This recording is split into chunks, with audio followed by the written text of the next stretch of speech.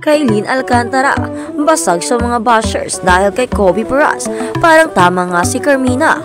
Kung bago ka lang sa channel na ito, huwag kalimutang mag-like, share, comment, and subscribe. Nakatikim ng masasakit at maanghang na salita si Kailin Alcantara matapos mag-viral ang kandungan video nila ng kanyang rumored boyfriend na si Kobe Paras. May mga kinilig at natuwa sa kumalat na video ng celebrity couple kung saan makikita kang nakakandong si Kailin kay Kobe habang kumakanta ang cager ng hinahanap-hanap ita ng River Maya. Nakapulupot pa ang mga braso ni Kobe sa baywang ng dalaga habang sa magkatitigan namang pagkalagkit-lakit, hinalikan pa ng binata ng basketball player ang balikat ni Kailin.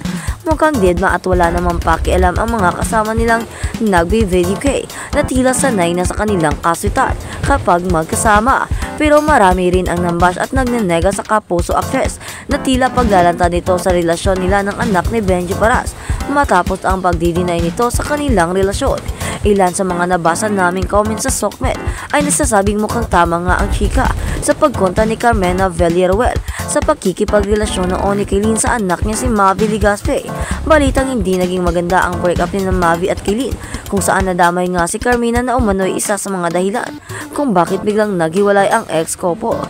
Narito ang ilan sa mga nabasa naming komento ng netizens sa viral kandungan video ni na Kailin at Kobe. Diyos ko Kailin, kulang na lang mag-get a room na kayo ni Kobe. Current friends pabayaan. Pinigay na bagay si Kailin, wag lang makalimot, wag masyadong hot, maraming ng babaeng natikman si Kobe. Wag ka munang magpatikim at baka umiyak ka. Nasa huli ang pagsisisi ay sus. Sobra pasag niyan ang gagawin ko kapag si Kobe ang kakandong sa akin.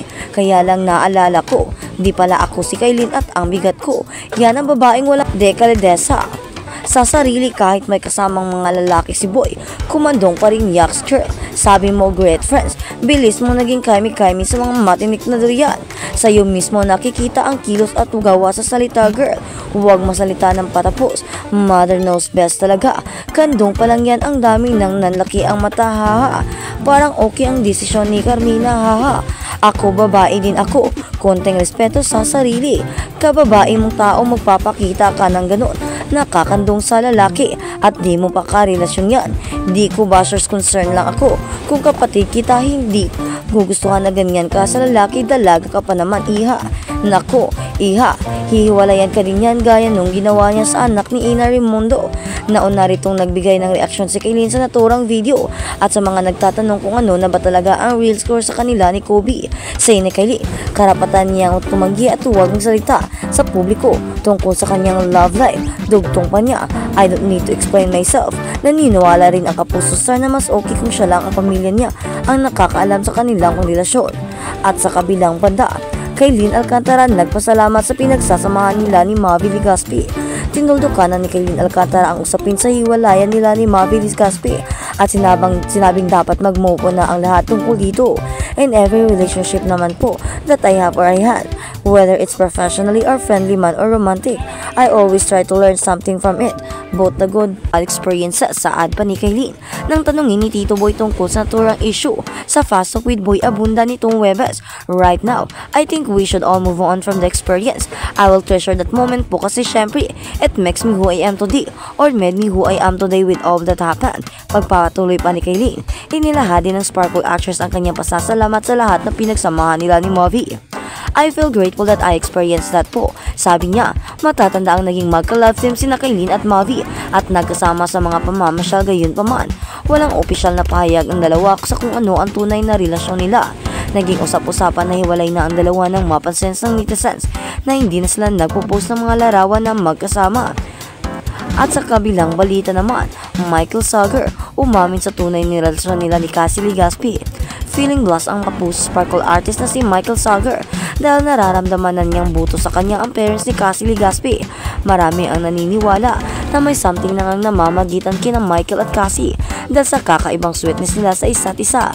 Sa nakaraang episodes ng Fast Talk with Boy Abunda, nabanggit ni Michael na hindi niya in-expect na papalapit din ang loob niya sa mga magulang ni Cassie na sina Carmena Villarreal at Zorin Legaspi. Natanong ni Tito Boy Abunda ang binata kung paano niya ilalarawan ang lagay ngayon ng kanyang puso. Ang mabilis niyang sagot ay, "It's very happy." Hindi naman diretsong sinagot ng kapuso yang aktor kung sila na nga ba ni Cassie, tulad ng naglalabas ang chika sa social media. Paliwanag ni Michael, "Being friends from tahanang pinakamasaya. Nag-host po kami doon at to having a Regal Studio Presents episodes with her. It's great being able to work with her too. I have her as a friend." Pero inamin niyang may something special talaga sa kanila ni Cassie. At tungkol naman sa pakikitungo sa kanya ng parents ni na Cassie, si Tita Mina ay first flirt with her sa abot kamay na pangarap. "And I didn't know na we will have a close relationship together. Same with Tito Z. And since I'm alone in the Philippines, my parents are in Canada. To me, the parents figures out they will always look out for me. And I really appreciate that." Pahayag ng binata sa hypothetical question at natanong daw ni na Carmen at Zorin kung mahal ba niya si Cassie. Yes daw ang kanyang isasagot. Sa kasalukuyan, very happy daw ang puso ni Michael at may something special umanong namamagitan sa kanila ni Cassie.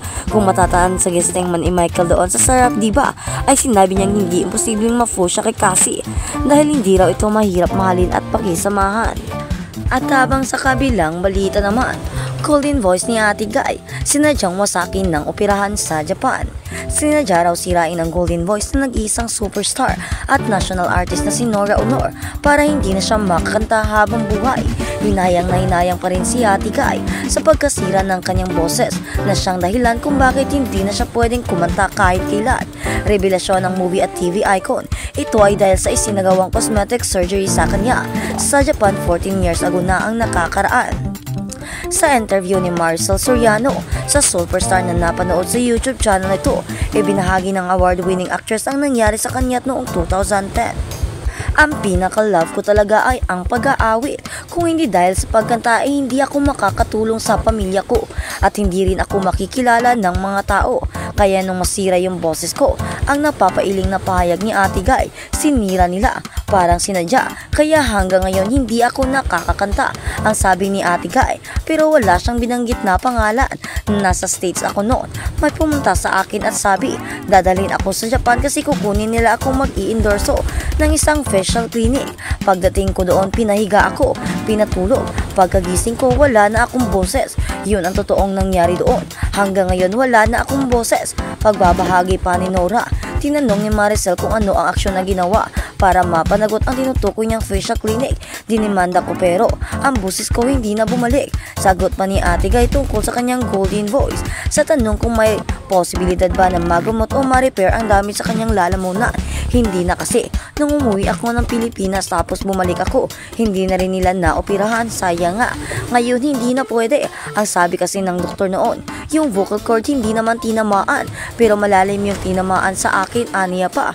Miss na nga raw ni Ate Guy ang kumanta. Sayang nga kasi kapag may kumakanta na nakikita ko parang sumingit si Maricel at nagsabing parang gusto mong sumali, diba?